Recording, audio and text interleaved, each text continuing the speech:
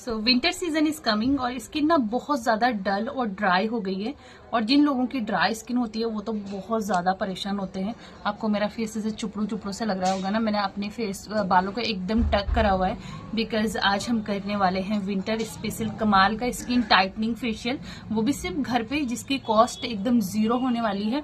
और घर पे रखी जो भी चीजें आपके किचन में अवेलेबल होती हैं उन्हीं तो आज हम करने वाले हैं विंटर स्पेशल फेशियल और जानेंगे कि फेशियल क्या है, क्यों करना चाहिए, इसके क्या बेनिफिट्स हैं, कौन सी स्किन पे कौन सा सुटेबल होता है और घर पे आप इजीली कैसे कर सकते हैं स्टेप बाय स्टेप। तो ये सारी चीजें आपसे शेयर करूंगी। लास्ट वीडियो में बहुत सारे कमेंट आए थे कि मैम क्लीन अप कराना सही है या फेशियल कराना सही है।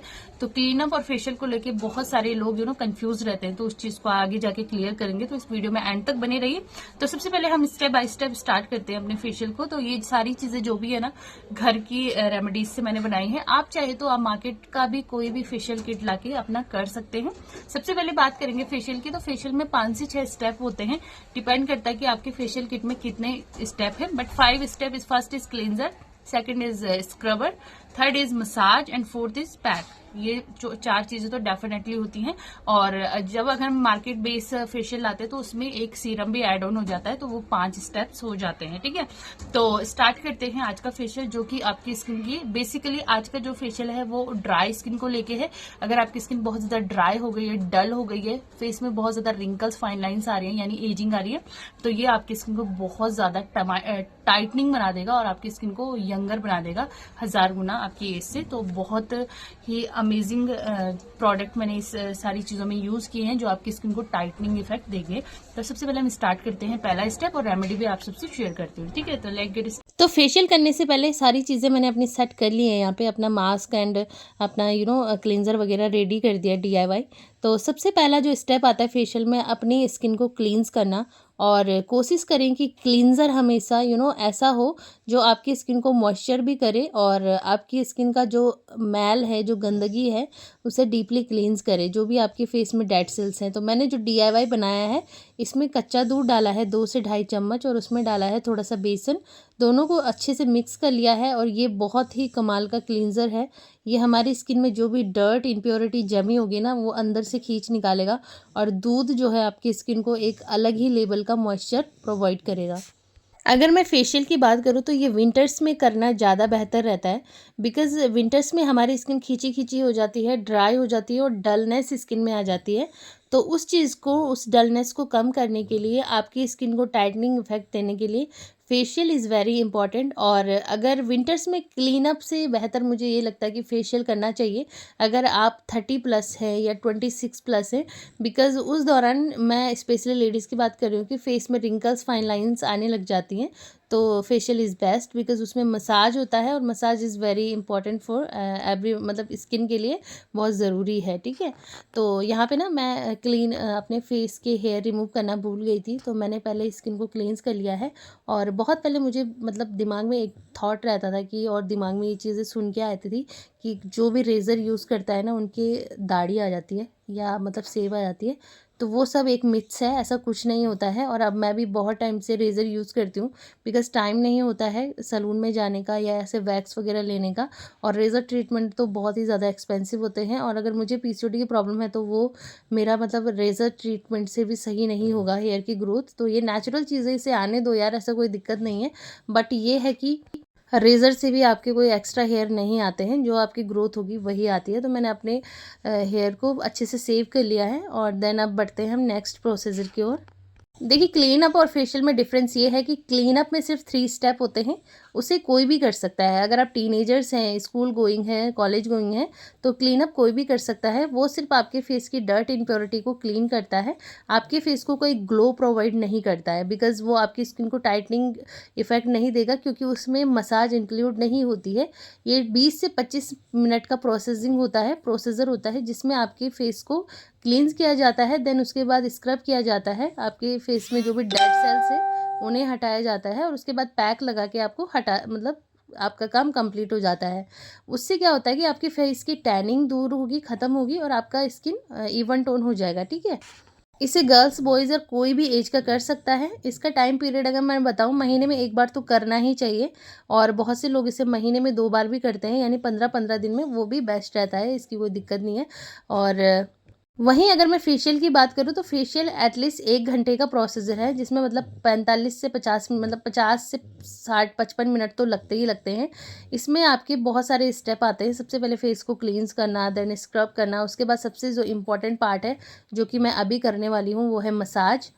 यहाँ पे मैं कोकोनट ऑयल की मसाज कर रही हूँ बिकॉज़ मैं डीआईवाई फेशियल कर रही हूँ।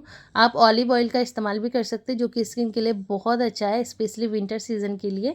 तो मसाज जो है फेशियल में बहुत ज़्यादा इंपॉर्टेंट होता है आपकी एजिंग को स्टॉप करने के लिए। जिन लोगों के फेस में फाइन लाइन्स, रिंकल्स आ गई हैं, ड्राई स्किन हो गई बहुत ज़्यादा, फेस में खुजली होती है, रेडनेस रहती है, तो उनके लिए मसाज एक अच्छा ऑयल का मसाज इज़ वेरी इंपॉर्टेंट। अब मसाज की बात बहुत सारे लोगों को लगता है कि इसने रगड़ के मसाज किया है तो इसने बहुत अच्छा फेशियल किया है। नहीं, रगड़ के मसाज नहीं करवाना है, सिंपल हाथों से मसाज करना है।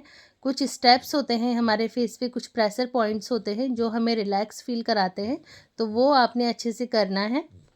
मसाज आपके फेस में जो भी कोलेजन होता है, ब्लड सर्कुलेशन उसे बूस्ट करता है, जिससे ऑटोमेटिकली आपको ग्लो आ जाता है। अब ऐसा नहीं है कि आपने फेशियल किया और आपको ग्लो आ गया, वो ग्लो आपको 2 से 3-4 दिन के पीरियड में दिखता है।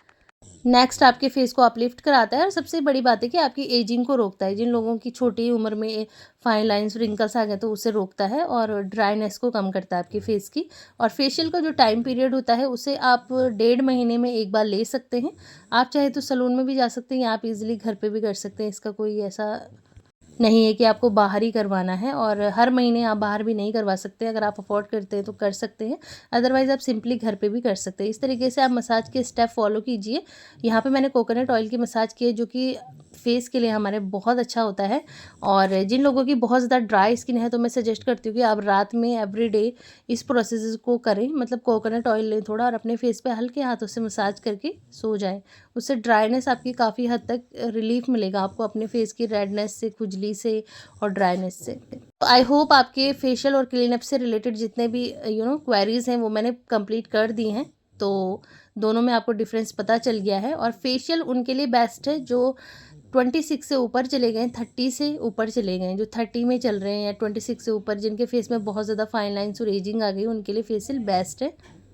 अब मैं आपसे शेयर कर रही हूँ एक ऐसा कमाल का डीआईवाई मास्क, जो कि आपकी स्किन को बहुत ज़्यादा स्ट्रेच कर देगा, इलास्टिसिटी को मेंटेन रखेगा। तो आपने एग लेना है, उसका वाइट पार्ट लीजिए, उसमें थोड़ा सा हनी डाल लीजिए, आप 1 टेबल स्पून हनी डाल दीजिए और उसे अच्छे से ब्रश की हेल्प से अपने फेस पे अपलिफ्ट मोशन में लगाइए। बिलीव मी गाइज, एग जो होता है ना, वो आपकी स्किन की एजिंग को इस तरीके से स्टॉप कर लेगा कि आपको बिलीव नहीं होगा कि कितना कमाल का आपको रिजल्ट मिला है।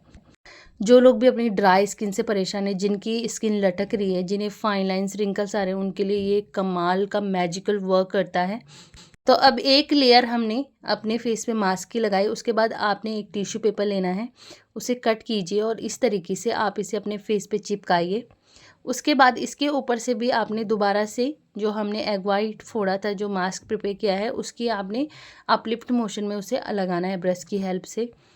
और इसे इस तरीके से आपने अपने नोज़ पे, अपने दोनों चीक्स पे, फोरहेड पे, सारे फेस पे आपने कवर कर लेना है। जब आप इसे निकालेंगे ना, जब ये ड्राई होगा, तो ये आपके फेस में जितनी भी जमी हुई गंदगी होगी, जो भी आपके फेस में ब्लैक हेड्स, वाइट हेड्स होंगे, उसे डीपली खींच लेगा जड़ से और आपकी स्किन को बहुत ज़्यादा टाइटनिंग इफेक्ट देगा। जब भी आप इस फेस मास्क का एप्लीकेशन करें, मेक श्योर करेंगे आपने बातें नहीं करनी है, आपने हंसना नहीं है, आपके फेस पे किसी भी तरीके का खिंचाव नहीं आना चाहिए या आपकी झुर्रियाँ नहीं पड़नी चाहिए, ठीक है। तो ये बहुत ही कमाल का काम करता है। जब भी इस फेस मास्क को लगाएं, अपलिफ्ट मोशन में लगाएं ऊपर की साइड, 15 से 20 मिनट रहने दीजिए, ड्राई होने दीजिए। देन उसके बाद आप इसे पील ऑफ कीजिए और ये वैसा ही निकलेगा जैसे पील ऑफ मास्क निकलता है, वैसे ही। और बहुत ही कमाल का, मतलब मैं अगर आपको बताऊं, बिलीव में, एक बार आप सिर्फ इसी मास्क को अप्लाई करके देखना, आपकी स्किन को बहुत ज़्यादा ब्राइटनिंग बना देगा, बहुत ज़्यादा सॉफ्ट और सपल बना देगा। अगर मैं आपको सच्ची बताऊँ ना, अगर आप सैलून में जाके अगर आप 5-7 हज़ार का कोई बोटॉक्स वाला फेशियल भी करा रहे हैं ना, वो भी फेल है इसके सामने, इतना कमाल का आपको रिजल्ट मिलेगा। तो आप देख सकते हैं मेरा फेस कितना ज़्यादा सॉफ्ट और सपल हो चुका है और मैं 1.5 महीने में एक बार तो इस फेशियल को करती हूँ। तो अगर आपको पसंद आए तो प्लीज़ वीडियो को लाइक कीजिए, शेयर कीजिए।